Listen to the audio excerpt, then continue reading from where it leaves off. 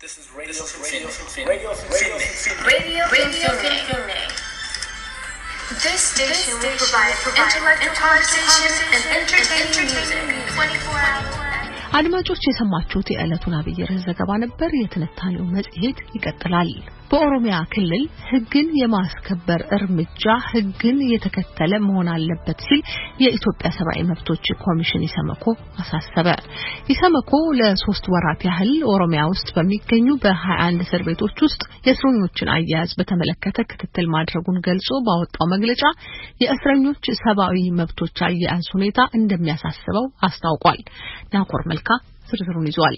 ኮሚሽኑ ከህዳር 11 2013 ዓመተ ምህረት እስከ ጥር 4 2013 ዓመተ ምህረት ባለው ጊዜ ውስጥ አካይጃለሁ ባለው ክትትል ኦሮሚያ ክልል ውስጥ ያለውን የእስረኞችን አያያዝ ሁኔታ መመልከቱን ጠቅሶ ግኝቶቹን ያሳሰበበትን ሪፖርት ትናንት አውጥቷል። ኮሚሽኑ የተመለከታቸው እስር ቤቶች የአርቲስት ሃጫሉ ሁንዴሳን ግድያ ተከትሎ በቁጥጥር ስር የዋሉ ተጠርጣሪዎችን ጨምሮ ሌሎችም በወቅታዊ ሁኔታዎች ምክንያት የተያዙ የሚባሉ ብዛት ያላቸው እስረኞች የሚገኙባቸውና ተደጋጋሚ ቅሬታዎች የሚቀርቡባቸው መሆኑን ገልጿል። በ21 የተመረጡ ፖሊስ ጣቢያዎች ላይ ክትትል አድርጎ በክትትሉም ከእስረኞችና ከፖሊስ ጣቢያዎች ኃላፊዎች ጋር መወያየቱንና ጉዳዩ ለሚመለከታቸው የክልሉ የህግ አስከባሪና የአስተዳደር አካላት በማሳወቅ ምላሽ እንዲሰጥባቸው መጠየቁን ኢሰመኮ አመልክቷል። ኮሚሽኑ በጎበኛቸው ፖሊስ ጣቢያዎች ውስጥ በእስር ላይ የሚገኙ ሰዎች ሰብአዊ መብት አያያዝ ሁኔታ እጅግ አሳሳቢና በአፋጣኝ ሊሻሻል የሚገባ ነው ብሏል። የኢሰመኮ ሰብአዊ መብቶች ጉዳይ አማካሪ አቶ ኢማድ አብዱልፈታ በክትትላቸው ያካተቷቸውን ዞኖችና ደረሱ ካሏቸው የሰብአዊ መብት ጥሰቶች መካከል ጥቂቶቹን ገልጸዋል።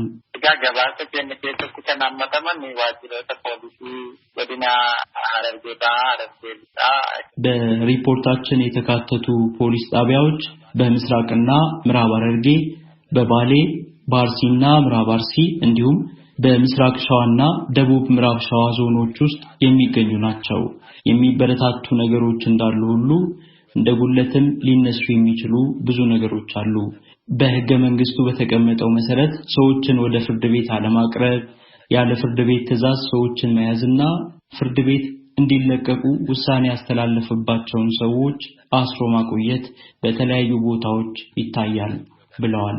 አቃቤ ህግ መረጃ ባለማግኘቱ ምክንያት ያስከሰሰም ውሳኔ የሰጠባቸው ወይም በፍርድ ቤት ትዕዛዝ መሰረት መለቀቅ የነበረባቸው ተጠርጣሪዎች ዋና ተሳታፊ ናቸው ወይም በሌላ ወንጀል ይፈለጋሉ በሚል ያለ አግባብ ታስረው እንዲቆዩ የሚደረጉ መሆናቸውንም የኮሚሽኑ ሪፖርት ይናገራል። ተጠርጣሪዎችን በህግ ከመዳኘት ይልቅ የፖለቲካ ወይም የአስተዳደራዊ ውሳኔዎች ሰለባ እንዲሆኑ ተደርገዋል ሲልም ያትታል። ኮሚሽኑ በሪፖርቱ በተወሰኑ እስረኞች ላይ በፖሊስ በሚያዙበት ወቅት እንዲሁም ፖሊስ ጣቢያ ውስጥ በተለያዩ ምክንያቶች ድብደባ እንደተፈጸመባቸው የተገለጸ ሲሆን ለአካል ጉዳት የተዳረጉ እስረኞች መኖራቸውንም ኢሰመኮ በሪፖርቱ አመልክቷል።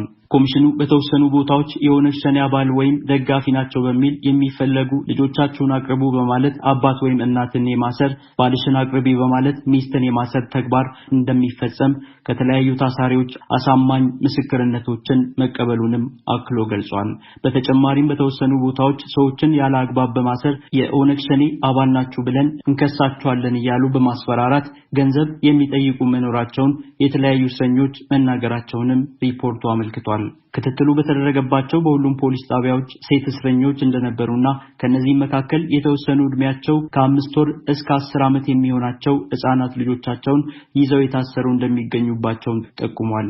የኢሰመኮ የክትትል ቡድን በተመለከታቸው በአብዛኛዎቹ ፖሊስ ጣቢያዎች ተጠርጣሪዎች ንጽህናቸው ባልተጠበቀና በጣም በተጨናነቁ ክፍሎች ለጤና ጎጂ በሆነ ሁኔታ እንደሚያዙ ኢሰመኮ ጠቁሞ የምግብ አቅርቦት አለመኖሩን፣ የውሃ የመጸዳጃና የሕክምና ችግር መኖሩን ለመረዳት መቻሉንም ጭምር በሪፖርቱ አካቷል። የኦሮሚያ ጠቅላይ አቃቤ ሕግ የተጠቀሱትን የሰብአዊ መብቶች ጥሰቶች በተመለከተ ከኦሮሚያ ፖሊስ ኮሚሽን ጋር የምርመራ ቡድን በማዋቀር የማጣራት ስራ መስራቱን ጠቅሶ ግኝቶቹን በማስተባበል ዝርዝር ምላሽ ሰጥቷል ሲል ይገልጻል።